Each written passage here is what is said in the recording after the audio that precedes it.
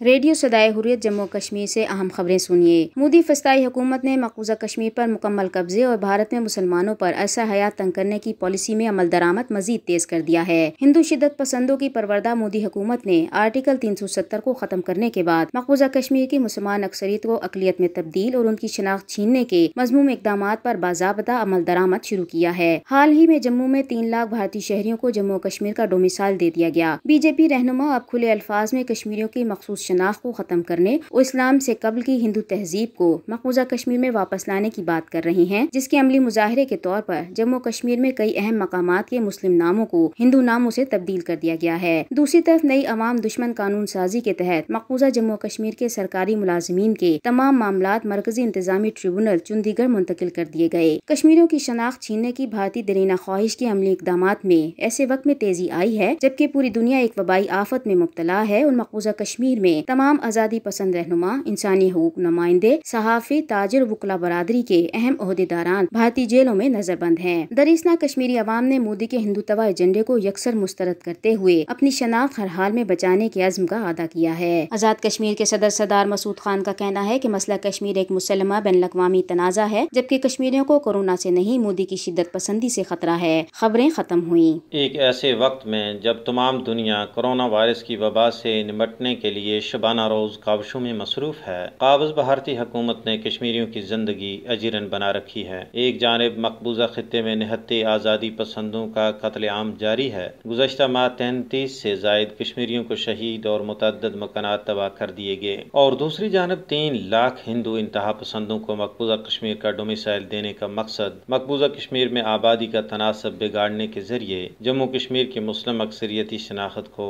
تبدیل کرنا ہے۔ بھارت کے مختلف علاقوں میں کشمیر کے ہزاروں مزدور، ملازمین اور طلباء کورونا وائرس کی وجہ سے شدید مشکلات سے دوچار ہیں۔ انہیں گھر بھیجنے کا کوئی بندوبست نہیں ہے۔ کشمیر دنیا کے ان خطرناک ترین مقامات میں سے ہے جہاں پریس اور میڈیا سے وابستہ افراد انتہائی مشکل حالات میں اپنے فرائض منصبی سر انجام دے رہے ہیں۔ انہیں بے بنیاد الزامات کے تحت پس دیوار زنداں کیا جا رہا ہے۔ اب تو بھارتی حکومت نے مقبوضہ کشمیر کے سرکاری ملازمین کی ملازمت سے متعلق معاملات بھی مرکزی انتظامی ٹریبیونل چندی گڑھ منتقل کرنے کے ظالمانہ احکامات صادر کر دیے ہیں، جو نہ صرف ملازمین کے ساتھ انصاف میں تاخیر کا باعث بنے گا بلکہ ملازمین کے مالی مشکلات میں اضافہ ہوگا۔ بھارت کے یہ تمام گناونے اقدامات عالمی برادری کے لیے چشم کشا ہیں۔